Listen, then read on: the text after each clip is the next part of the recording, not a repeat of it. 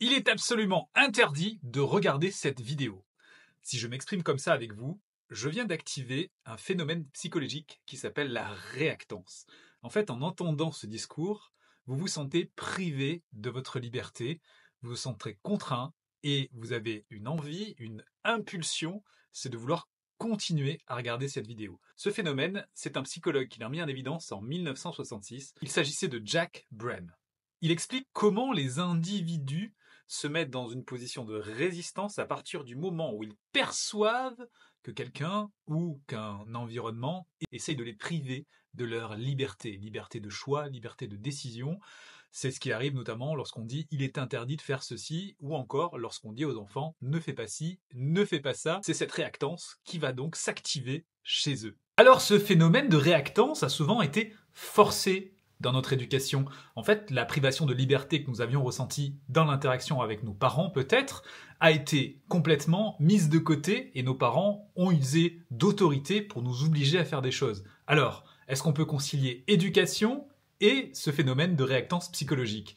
La réponse est oui, on peut respecter la liberté des enfants pour éviter ce phénomène qui va venir alimenter finalement l'opposition.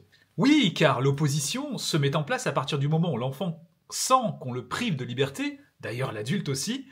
Il y a 3 réactions qui se produisent lorsqu'on interdit quelque chose à un enfant ou lorsqu'on lui donne des ordres qui vont à l'encontre de sa liberté, qui le font se sentir en impuissance. La première, c'est la résistance active, c'est-à-dire que l'enfant ne va pas obéir à ce qu'on lui dit, il va même peut-être faire l'inverse de ce qu'on lui demande. La deuxième réaction, c'est une réaction de reproduction. Ce qui est interdit va devenir une source d'attraction parce que c'est cette liberté que l'enfant va essayer de chercher. La troisième réaction, c'est que l'enfant va ressentir des émotions désagréables et peut-être même de la colère pour la source, le déclencheur de ce phénomène de réactance. Donc cela peut être l'adulte qui va opposer des limites ou qui va interdire. Alors comment faire pour contourner ce phénomène de réactance?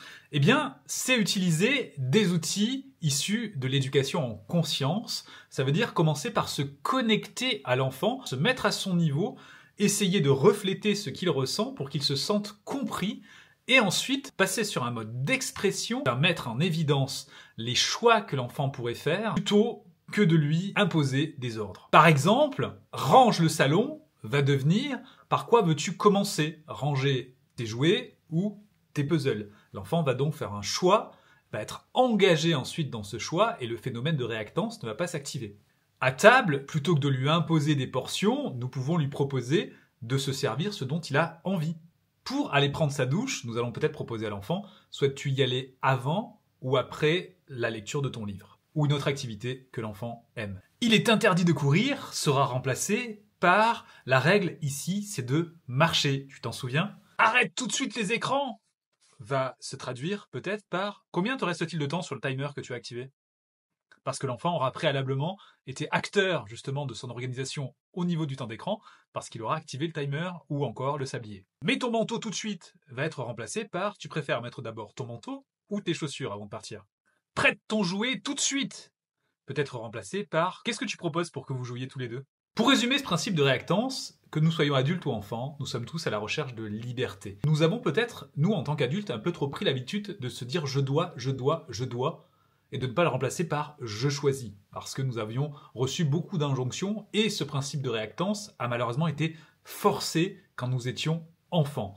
Pour nos enfants, aujourd'hui, nous pouvons faire différemment et leur faire comprendre qu'ils ont une liberté de choix, et nous pouvons d'ailleurs leur proposer des choix et les impliquer dans les décisions à mesure qu'ils grandiront. Et ceci nous permettra également de ne plus être dans ce rapport de force qui est souvent induit par le principe et l'obsession pour l'obéissance avec les enfants. Nous aurons également des enfants qui auront pris l'habitude de réfléchir justement à ces choix, donc c'est positif pour leur développement, et ils seront aussi à l'écoute de ce qu'ils ressentent pour justement faire ces choix.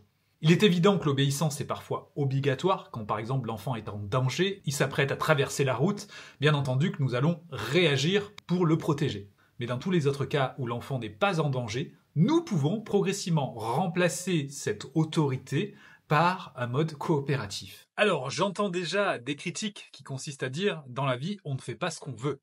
Et ce n'est pas ce que j'ai dit dans cette vidéo, En effet, il y a effectivement des contraintes, des devoirs, il y a également donc des droits à respecter, et en l'occurrence, le droit et la liberté en fait partie, et cette liberté peut s'exprimer au quotidien, y compris dans l'état d'esprit de nous, adultes, parce que tout ce que nous faisons par contrainte, nous pouvons aussi essayer de voir le bon côté des choses et choisir, par exemple, un travail plutôt que devoir faire ce travail.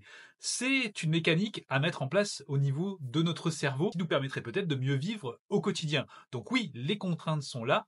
Oui, les enfants seront exposés et sont déjà exposés à de la frustration. D'ailleurs, nous pouvons les aider à accueillir cette frustration en verbalisant ce qu'ils ressentent, ce qui leur permettra de pouvoir tolérer leur frustration d'autant mieux. Rappelons-le, nous adultes n'avons pas forcément reçu les outils pour pouvoir accueillir cette frustration. C'est aussi une chance que nous avons là de pouvoir inverser cette tendance et pouvoir peut-être réparer ce que nous avons entendu comme message. Un enfant ressent de la frustration, nous pouvons très bien reconnaître cette frustration, je vois que tu n'es pas d'accord là.